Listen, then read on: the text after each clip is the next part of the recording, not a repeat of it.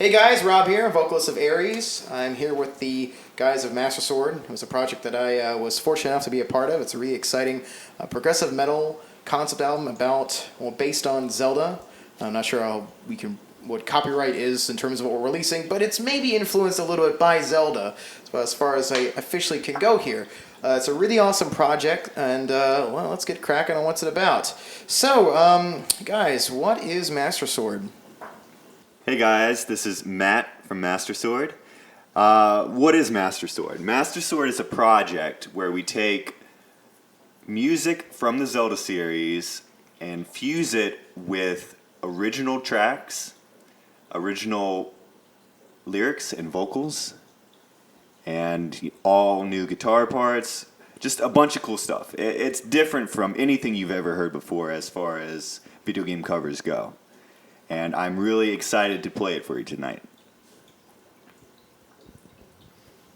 It is metal with good parts, and it sounds good. You know what particularly sounds good? Dem vocals. Okay, well, let's move on to our first track here. This one is called The Mountain, and in brackets it says One Last Fight.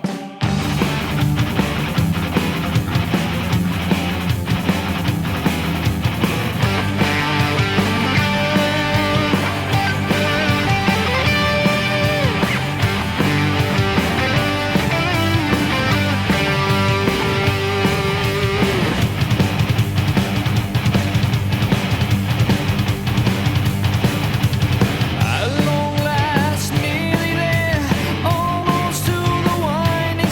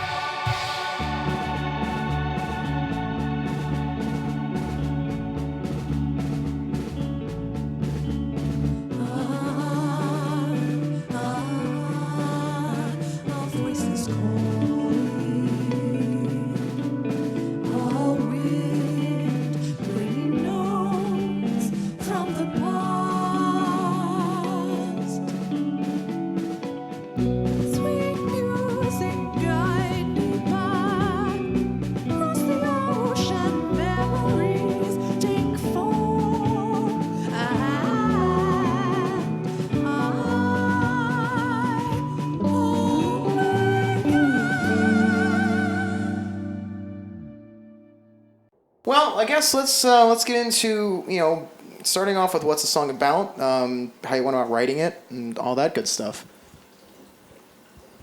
That was the first song you sort of arranged and demoed, wasn't it? Yeah, I think I presented it to you guys in a very unfinished state. Like within like the first few days we started meeting. Well, I thought you had it like even before you started putting stuff together. It was like your concept song. Yeah, it didn't have lyrics or vocals at the No. time. It was pretty much just Tao Tao Heights, which is the song it's based on, but with guitar. So we took that chord progression, removed the melodies from it, and made something completely new with it. And that was really where Mary stepped in. For the vocal melodies, I just kind of went for a growing, galloping battle feel. The song is very building, very exciting, and I took my experience playing Link's Awakening growing up over and over again on my fat gray Game Boy, like one of the original Game Boys, and infused that with the lyrics, and it's just an exciting tale of Link going up that hill. Oh God, please edit that out. It's Nope. it's a great song about Link climbing the mountain to meet the windfish. Okay, on this song, we have vocals from the really talented Chad Kaiser, formerly of Fair Skies and Wildstorm. We had the pleasure of playing with them, I think, 3 times. All of them were Fair Skies shows. One was West Virginia. We played with them in some Baltimore shows. And I got to say, they're one of the most underrated local metal bands in terms of just pure talent and writing. How'd you guys go about getting Chad on this? Well, I think Matt used to play with Chad. Matt, what do you think? I was very briefly in Fair Skies. This is like a matter of weeks. I ended up getting a new job and joining another band, so I had to say my goodbyes. But I kept in touch with all those guys. And Brandon, the drummer for Fair Skies, was actually the original drummer for Master Sword. And, he did an amazing job, and he really helped form the foundation for our sound in like the early days. And Chad mixed our very first song that we released, which was In the Court of the Hyrulean King. And that one is not on this album, but we do still have it online for you to listen to. It's a medley of a bunch of different dungeon and palace themes from some of the earlier Zelda games. He mixed that for us, and he had some vocals in that too. He did a lot of the backing vocals for the beginning part, which Mary sings. What doesn't he do? That's awesome. He played bass when they needed a bass player and sang. Did both excellently, and now he mixes too. Man, that's impressive. I gotta say. He's an impressive guy. Yeah, humble too. Really humble. Definitely, he really nailed this track. He brought his own style in. He changed it up a little bit from how Mary wrote it, but it works perfectly. And I'm really proud to have him on this track. And I was very sad to hear that Wildstorm broke up. R.I.P. And that they're no longer doing music. But hopefully, he gets back into the game and forms another band or joins another band, because this scene needs his voice. They're too good to not do Exactly, it. too good. Yes. I know there's been a couple like rock operas, and they required like really amazing like vocals and stuff, and he was like one of the 3 or 4 that I was like comfortable being like, you know what, I could vouch for this guy. And now it's just a bummer, because every time we played with them, it was hard to describe what they sounded like.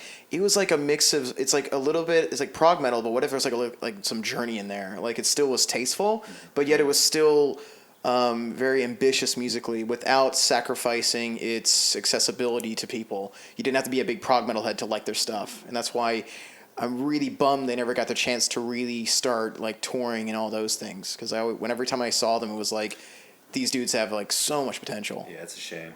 Big bummer. This song also features the bass playing of C.J. Graham, who was our original bass player. The original live version of the band did eventually break up and we just focused on musical endeavors, you know, releasing songs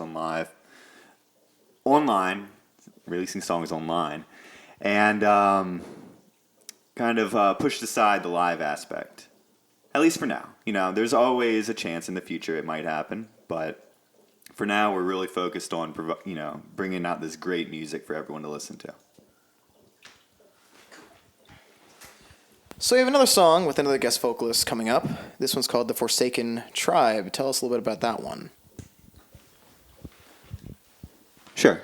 This next song is based on Gerudo Valley from Ocarina of Time and features Nina Asagueda. Did I pronounce that right? Close enough. Sorry, Nina. On vocals, and she does an amazing job. Here it is.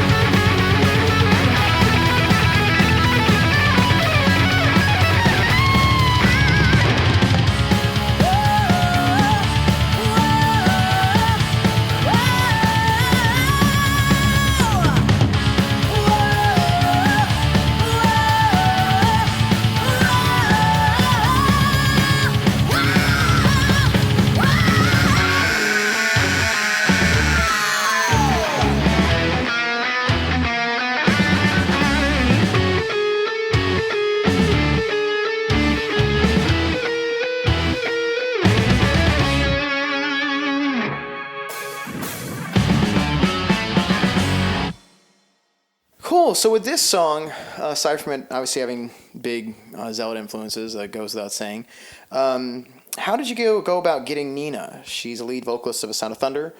She also has been doing a little bit of rock opera stuff with Sweeney Todd. She's playing Miss Lovett and that.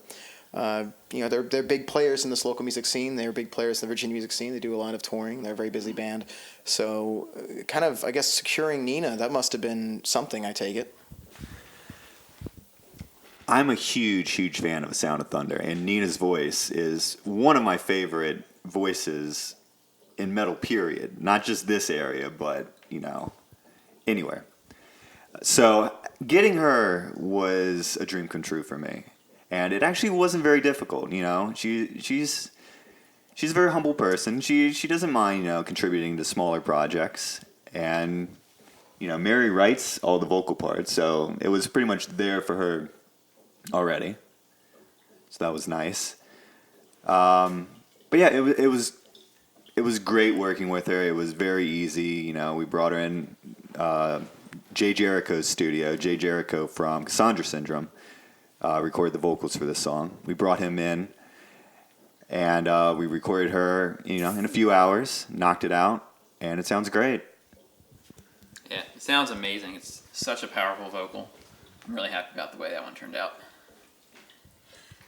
It was kind of a funny experience because Matt likes me to sort of monitor the vocal recordings just to make sure they're turning out the way I envisioned. And I remember being at Jay Jericho's house and listening to Nina recording in the vocal booth, but I was kind of just on my phone the whole time, like on Facebook, because Nina's kind of like a one-take girl. She just knocks it out of the park the first time and doesn't need any. She just got this song. I actually wrote it a lot more chill than the way she did. I don't know what I want to say about this. Sounds great. Nina took what I wrote for this piece and kind of just exploded it with powerful metal feeling. I have no further input. We gotta let get stuff on that one. All right. So now we'll be moving on to the next track. This one I'm a little more familiar with. This one's called A Terrible Fate. And tell us about that one.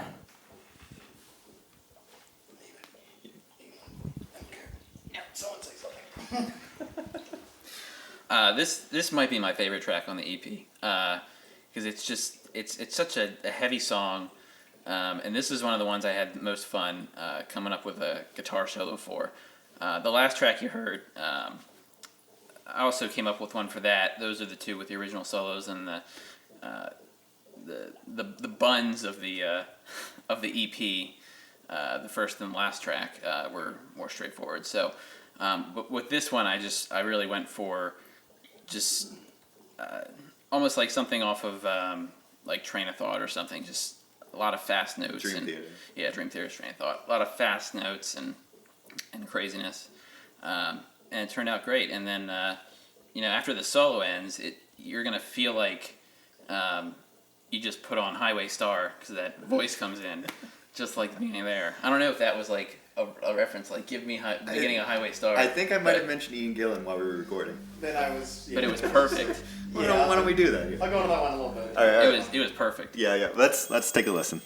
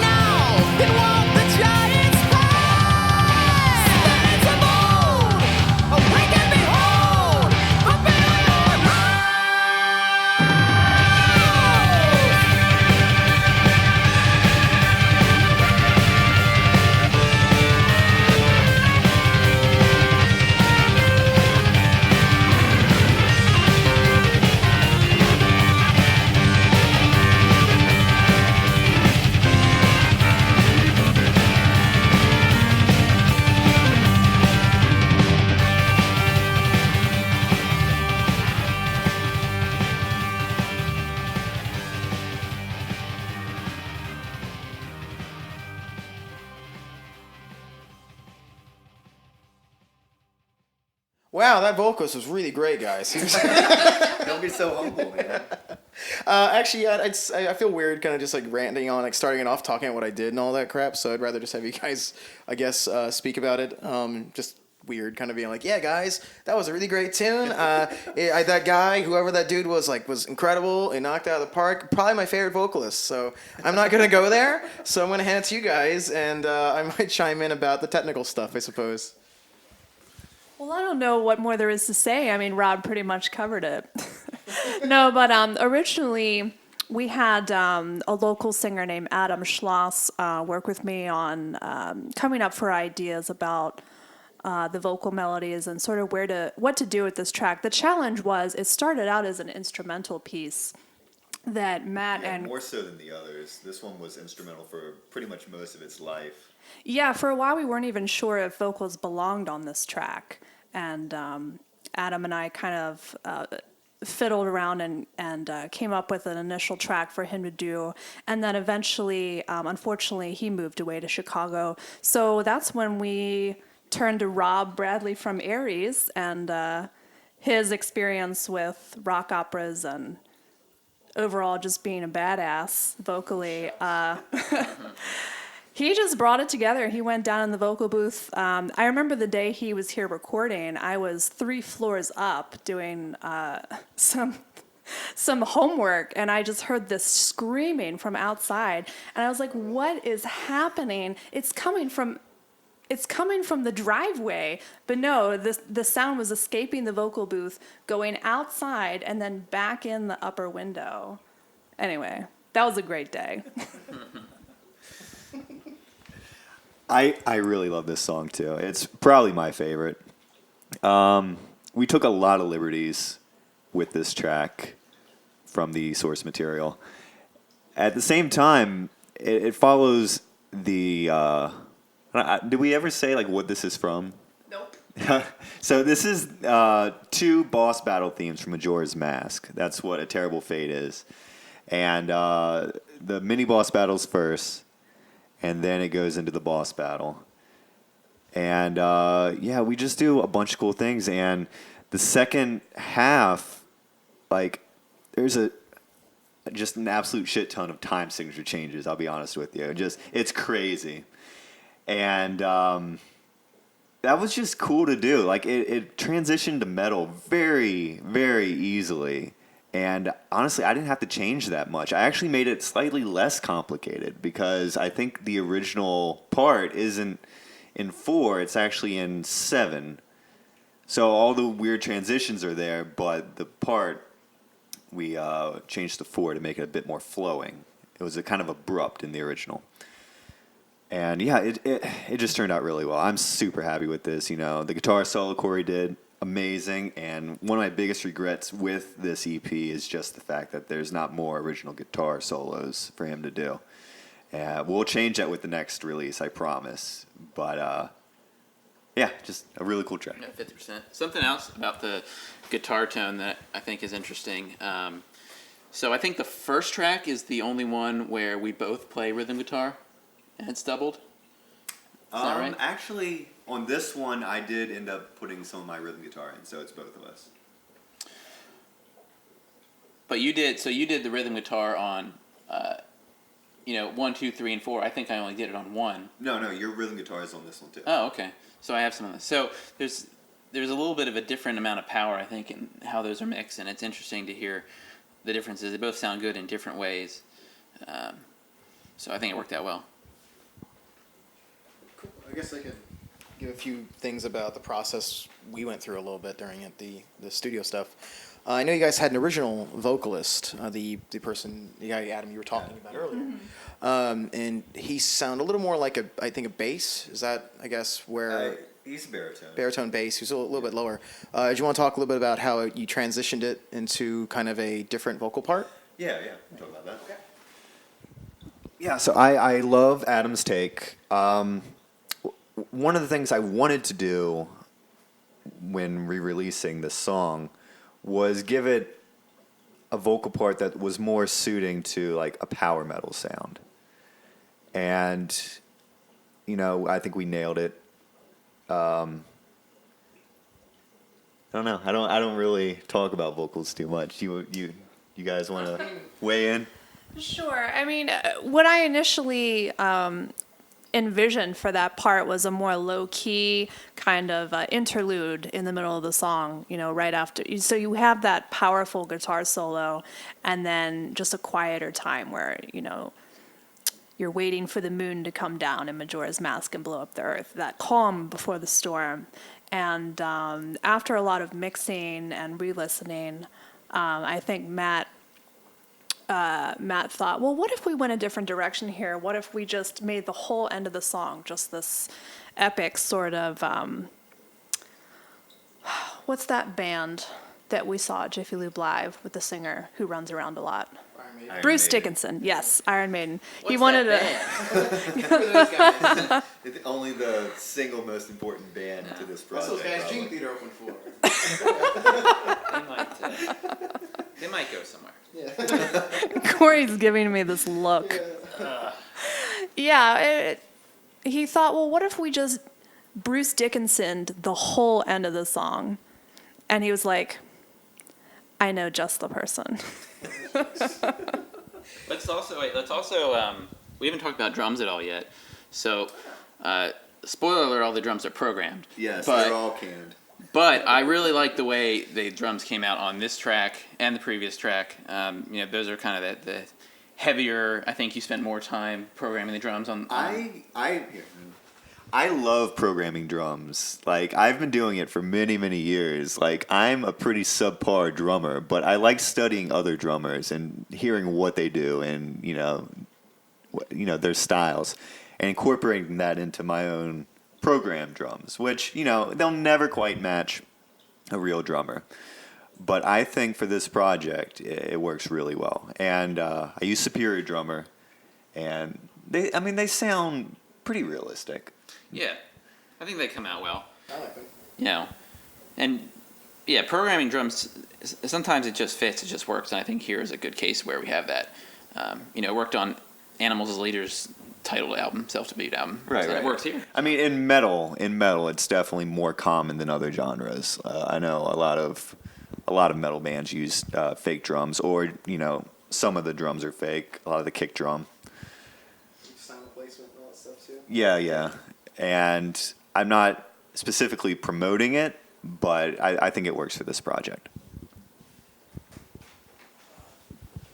Yeah, I guess I can kind of go a little bit over how I got involved with all this, at least this tune and whatnot. When I got the original take, that was one of the first things that came to my mind too, because the way you guys composed it, it was very much, when I heard it, I was like, man, we gotta, everything is so metal in this. We need to, like, if I'm going to be a part of this, I was like, all right, we got to make everything else. If I do anything, it's got to be metal as well. Like, I've heard a lot of like prog metal in this, obviously, and of course, up an octave. Give or take, I suppose. Like when I heard it, like I do a lot of stuff, a lot of session stuff I do. So like I do a lot of recreating stuff for like remixes for pop songs and junk like that. So I'm always told to like. I have the whip cracked at me all the time to let go of my like, power metal leanings when I kind of grew up like doing that stuff. So for this one, it was kind of like, oh man, this is great. Like I get to just have fun, and this is my sandbox. And Matt, being a really big like Deep Purple fan, him and I, it was kind of like Candyland down there, where it was just like, oh, what if I did this here? And you're like, oh yeah, I'll give it a crack. And then what if I layered this extra part here, kind of like in the opening part, I took a lot from like, definitely there's Highway Star in there. I took from Queen of the Reich a lot, from Queensryche, the thing Jeff did where he had like one high note ascension, then like another one, then another one, then another one, so they all like built up to one note, and we gave it a crack, and it seemed like you guys liked it, so it's a lot of fun stuff in that one. It was just a lot of Matt and I, at least from the stuff him and I did, of just experimenting, and it seems to like. It came out pretty good. I was pretty happy with it. It was like a time capsule because there was a lot of work in mixing and mastering, so I kind of forgot a lot of the work in it, like the vocal stuff that we did together. So when I listened to it again, there was stuff that I'd forgot. I'm like, oh, I did that. Cool. Hey, there's a G in there. All right, So, I mean, this was my extent of involvement with this project, and I gotta say it was a lot of fun. And I really appreciate the making a lot of parts 4/4. because that would have made my day a lot more difficult because I'm so used to 4/4. So I appreciate it. So moving on, we're going to go to our next song. This is the 4th track. This one is called Legends. Is there anything you guys want to say about that before we get going? I think for this one, Matt was looking for, a nice soft intro. We used to jokingly during practice call it the sea shanty, just because it has that relaxing, kind of far away opening with, I think, Lauren Kuhn opens the song, our friend Lauren Kuhn. Very excited to involve her since she has a background in music at school. So she... does she still do local theater? I think she does. She does. Yeah. She's very active in the local theater scene. Yeah, she's been on a bit of a break, but she's coming back strong. Yeah, so she had a lot of while I'm talking about the vocalists, her and Melanie Kirsten both a lot of music experience both at school and also in extracurricular activities. Very active in local theaters. So their showmanship that they brought to it was extraordinary. I know Melanie's in Tennessee for schooling, right? Yeah, music business actually. Yeah. She should be promoting this album. Right? There you go. This is actually also, I think, the album that has, or the song that has the most combination of electric and acoustic guitar. It definitely has And the most acoustic. It has the most acoustic, and we Well, found there's like some. one acoustic part in the other songs. Yeah, it well- goes on for like 10 seconds. I think we found our recording challenges in that, but I think we got pretty good at recording acoustic guitar, especially after you built that vocal booth. Yeah, the that booth really helped turned a it lot, around. yeah. But it's such a different animal recording acoustic guitar. Yeah, it picks up all your imperfections. You have to play it perfectly. You can kind of be a little sloppy with electric, and it goes by okay. Distortion hides it. Yeah, the distortion. But with acoustic, you got to nail it. And I think we did. I think it sounds great. Let's go ahead and play it for everyone.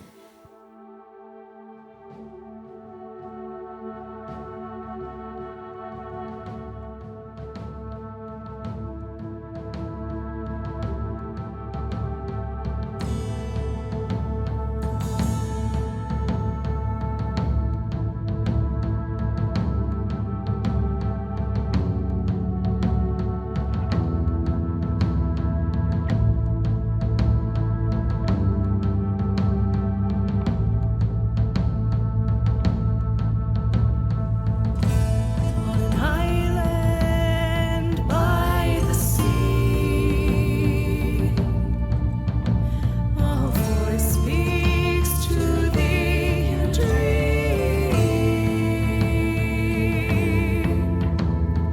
like an ancient memory of whispers and trees, drowning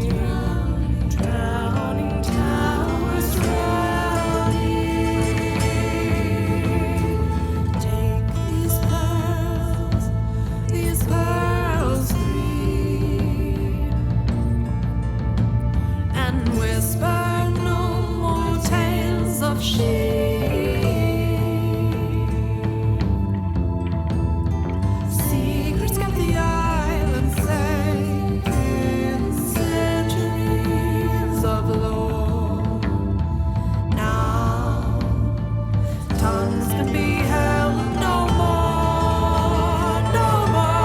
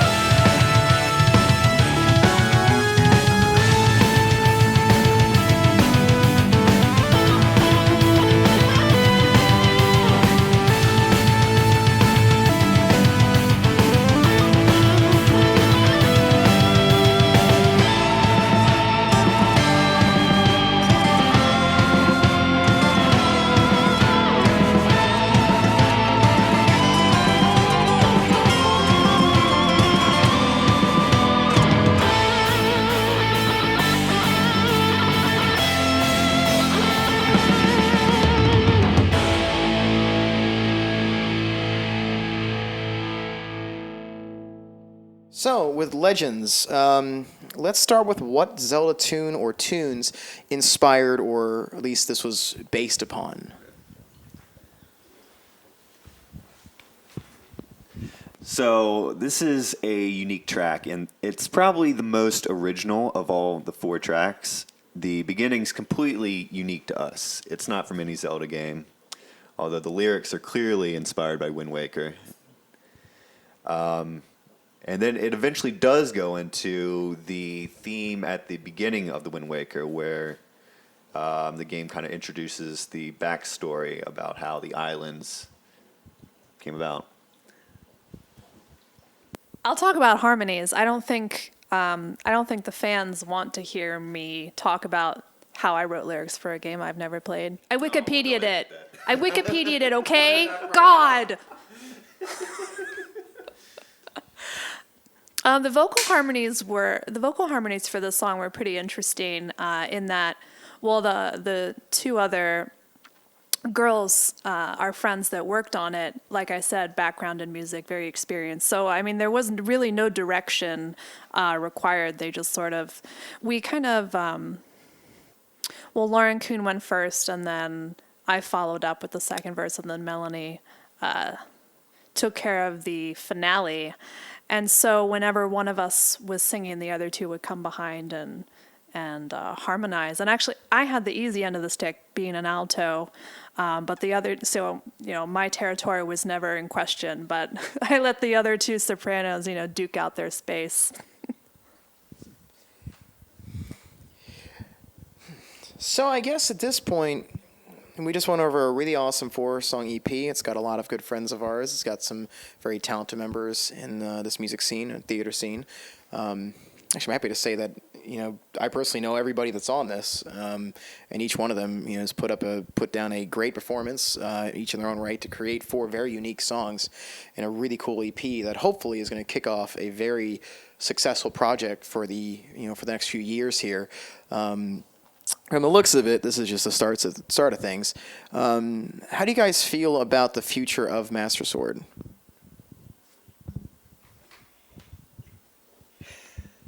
Passing it to me. I think the future's bright. I'm really excited to start working on new songs. We actually have a few that are semi-complete. I won't reveal those yet, but they will be eventually part of a full album, which will come out a pretty long time from now, so don't get too excited. But I do hope to eventually, have an album out. There's no plans for any live performances yet. There might be. Stay tuned for to the Facebook page to really see when any of that will happen. We'll announce it if it does. I think on the EP, we also have to do a shout out to Joe Piquette for doing the cover art, because this is the most beautiful thing that just ties all the songs together. It came out amazing. You found him somewhere online, I think? DeviantArt. Yeah. I mean, he did Zelda artwork, so I knew that he would be the guy to talk to for doing an album cover. I specifically looked for people doing Zelda art. Yeah, I feel like on a 4-song EP like this, the cover art is probably as important as any of the songs individually, and he just absolutely nailed it. And I want to give a shout out as well to some of our early sponsors, Brett Hall and Tony Humphrey, who donated to the project. Yes. Do we have any other donors? There's been a few, but they were the earliest donors. Yeah, early donors. Woo! I think there's been quite a few people pre-ordering. Oh, yeah. Well, if you want to pre-order this EP before it comes out on the 15th, I recommend you do so by following the Facebook link and clicking on that Bandcamp link. That's where it's at. What are the perks of pre-ordering, Matt? You get the album. That's quite a perk, Rob. Back to you. All right. We get one song early, don't you? Yes, you get the mountain early. Is there also any kind of signed CD thing going on, or? If anyone wants our signatures, we're happy to give them. That's the way to go. At least for the first EP, you know, get those signatures moving. But then later, they might be worth a lot of money. I you mean, know? I don't want to. Yeah, they won't be. But Ever so humble.